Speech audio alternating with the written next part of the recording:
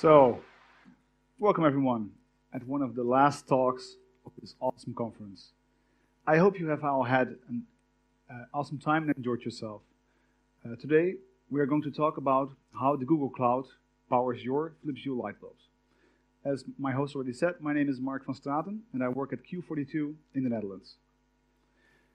We are a technology agency which takes on all different kinds of projects from very small, like 2-week prototypes, all the way up to year-long partnerships. As long as our solution is internet connected, we have the capabilities to create them. Or as I'm used to say, like we are a big bunch of nerds who like to make impact, things that make people smile, things like Philips Hue. Let's do a very short show of hands. Who knows what Philips Hue is? Cool, so we have quite a few people who already know the product. But let us do a short recap. Philips Lighting is world-renowned for one of their original inventions, the light bulb. But they have already been searching for a way to transform this product into something more. They wanted it to be more than merely illumination. They wanted you to be able to interact with your lights, have them be a source of information. So Philips formed a partnership with my company Q42 in which both parties could do what they do best.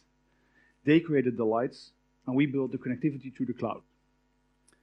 My role in this partnership is that I'm one of the architects responsible for the infrastructure, making sure that your lights are always reachable and will respond as fast as possible. When I was preparing my talk for today, I realized that a run-through of our cloud infrastructure might be a bit boring. And also, given that this talk is one of the last talks that you will attend to today, I changed it a bit. So instead, let me tell you a story. This is the road trip that we have undertaken since the inception of Philips Hue up until this day, and I can share with you a few of the big challenges that we have overcome. So let's get back to when we were starting. Philips Hue was originally launched in October 2012. We started working together with Philips while the hardware prototypes were still being iterated upon. This, for instance, is a near final prototype of the initial Hue bridge for your home, which we still have at our office. We believed in the vision that Philips Lighting had about the enormous potential that Philips Hue contained to become a big success. But that did not mean that the market would catch on. We had no idea how fast consumers would start buying this product. So what we needed to do was build a minimal viable product and get it onto the market as fast as possible, with as little investment as possible. Luckily for us, hosted cloud solutions were just barely becoming mainstream.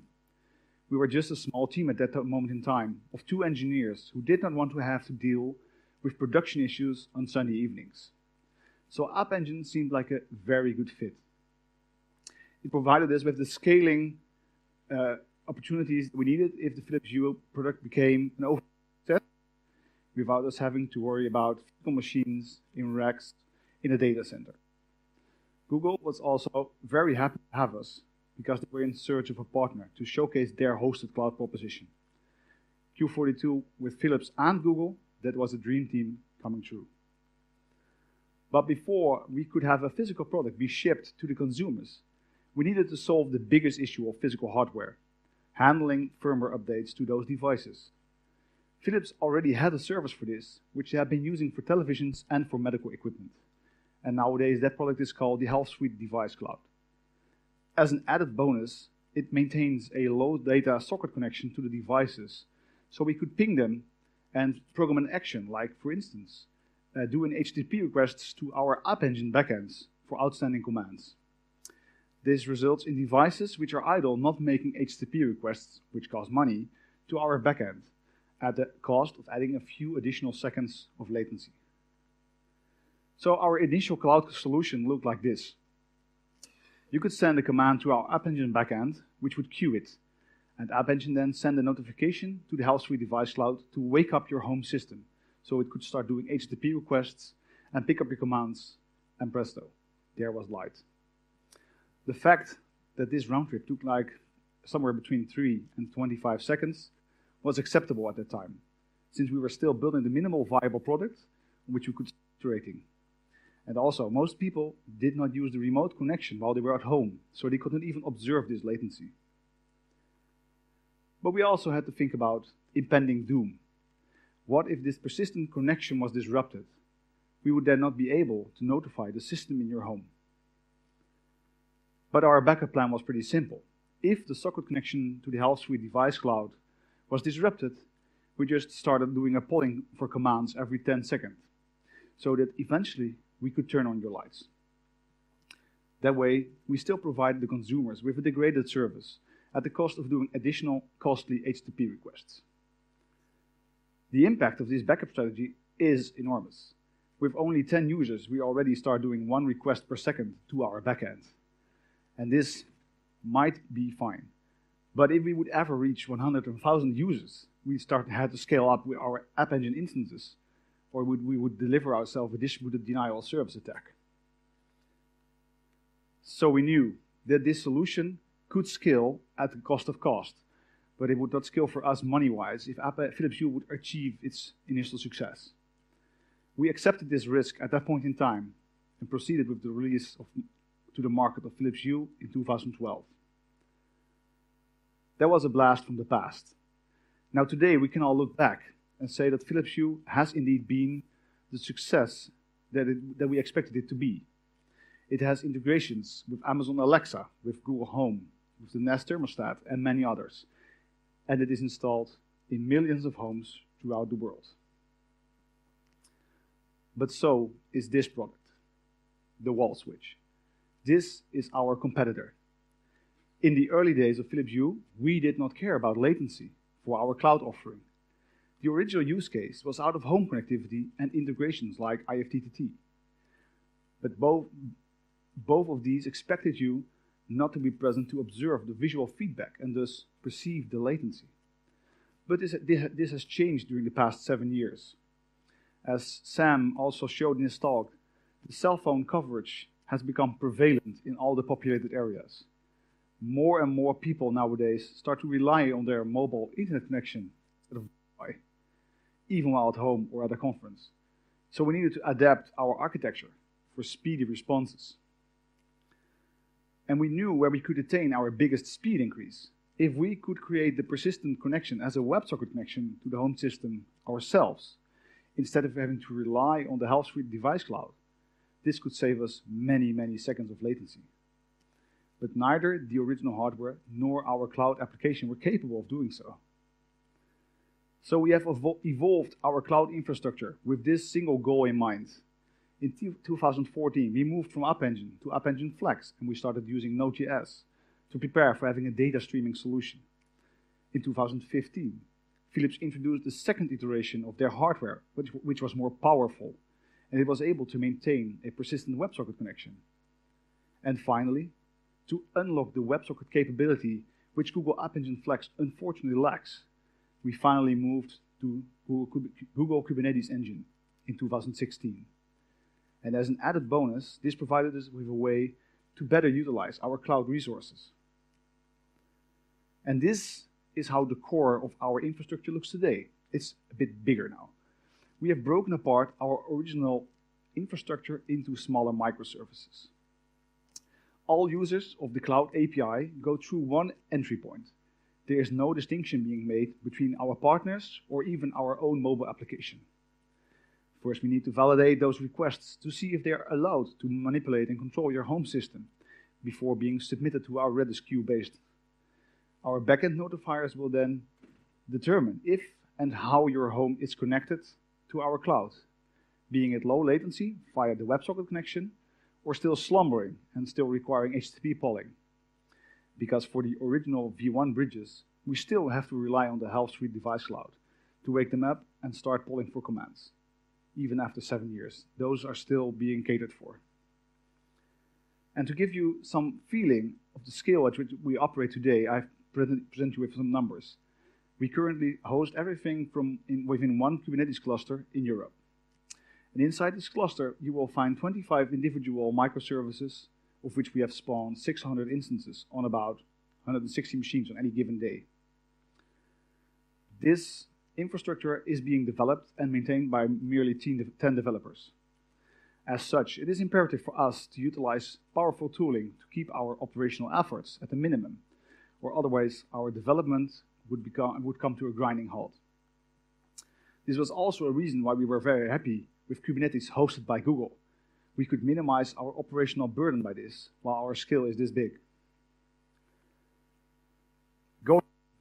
Going from where we started and where we are today, we have faced many bumps in the road. Some have been big, some have been small, and some have been noteworthy and some not so.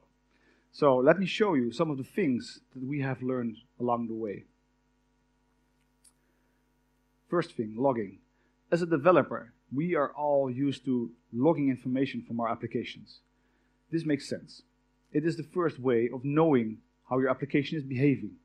And it is one of the most basic ways to debug your code.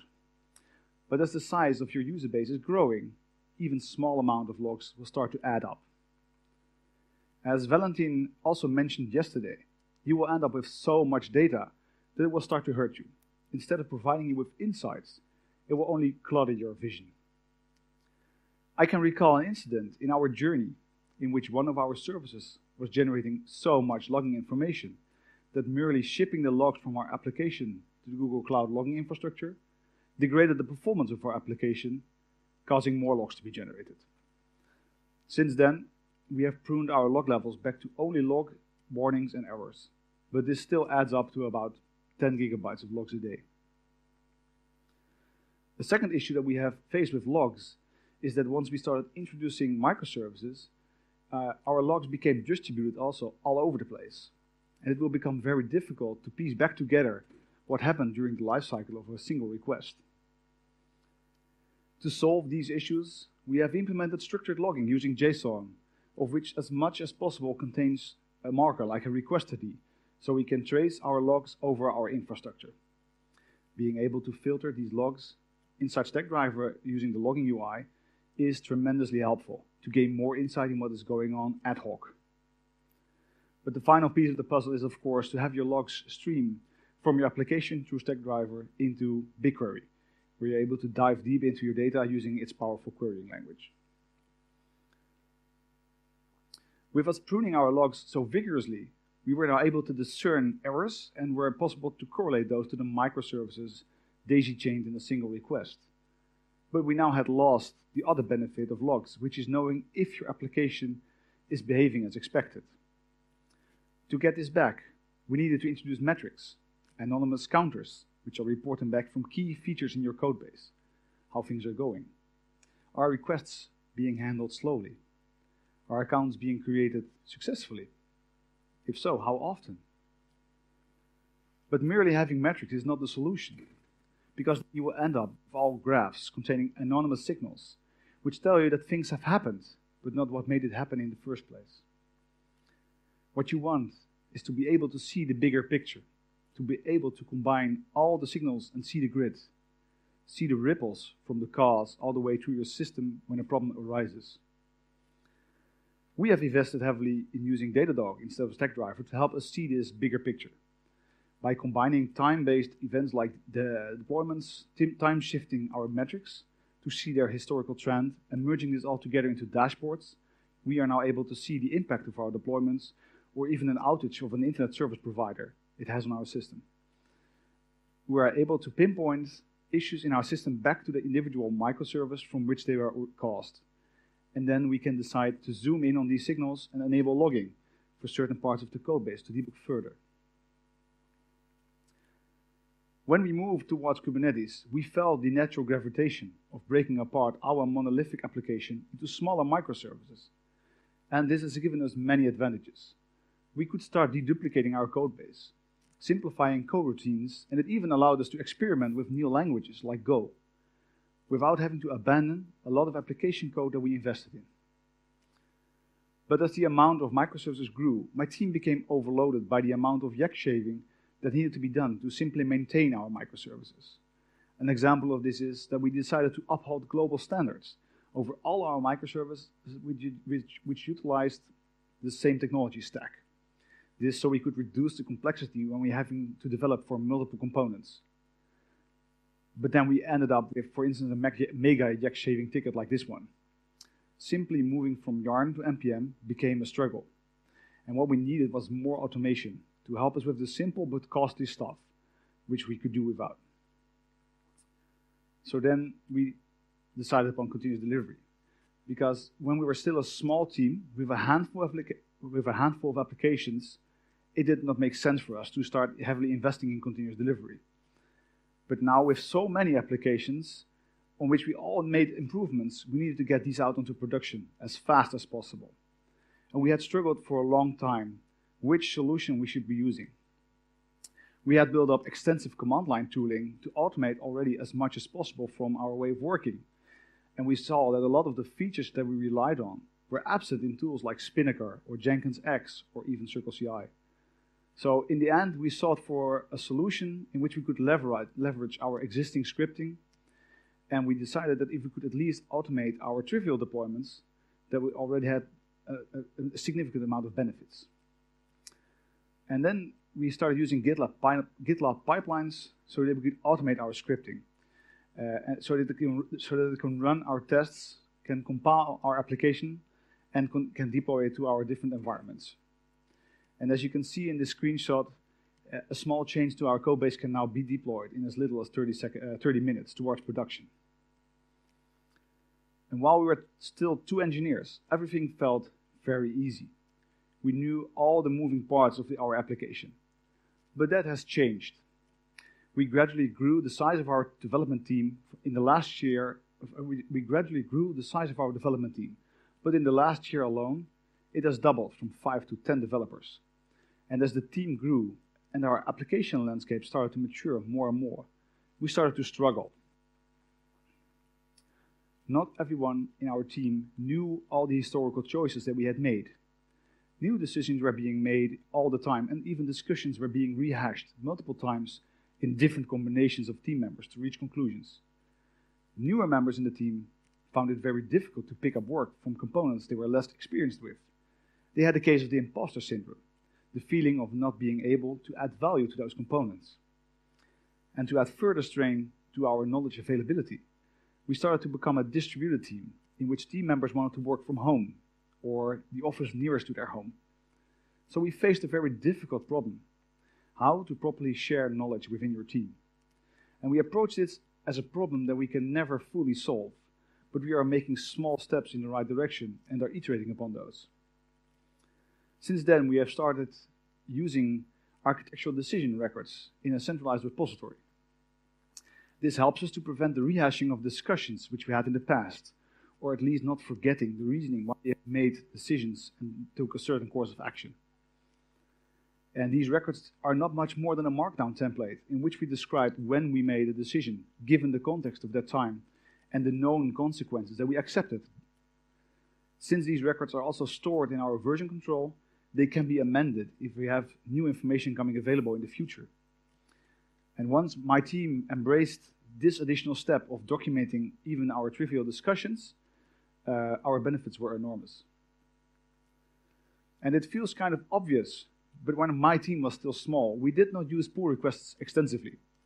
Most features were either pair programmed or they were informally discussed and then being built.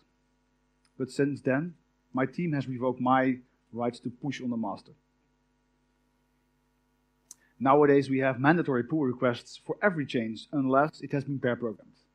This is because our most important reason is that we were utilizing the pull requests for knowledge sharing.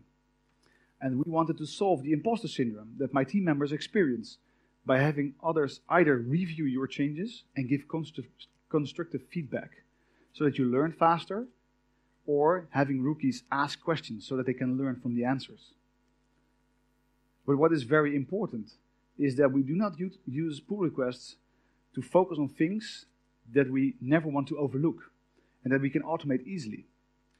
To do so, we have used Danger to write our own checks which are applied to our pull requests, and it reports them back if it finds anything.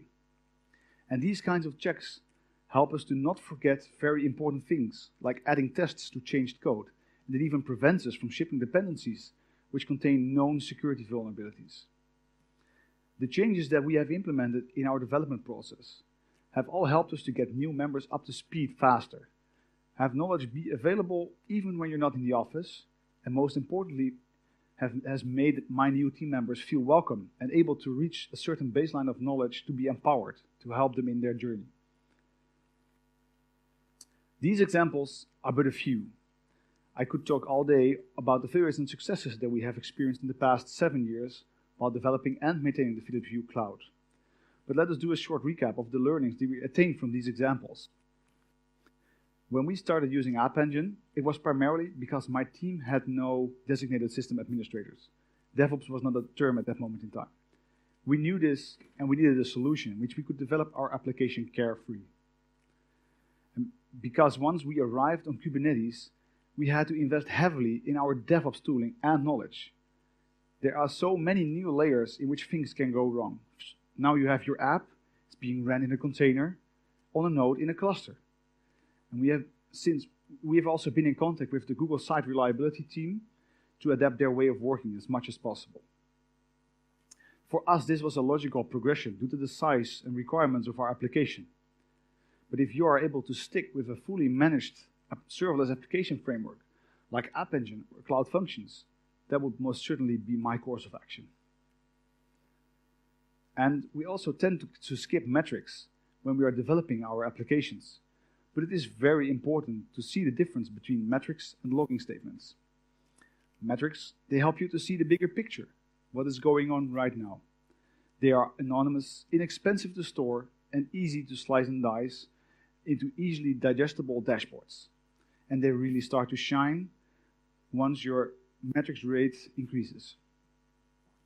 Logs, they help you to diagnose logs help you to diagnose after the error has occurred. Why did it go wrong? Logs and storing and processing them can become costly very fast. Once the rate at which you produce logs becomes big enough, you will not even be able to discern anomalies in your code. Both metrics and logs have important roles to play in your application, and you should both use them to your advantage. And although the move to Kubernetes led us to start breaking apart our application into smaller microservices, which were easier to maintain, reason about, and add features to, it is not all glitter and glamour.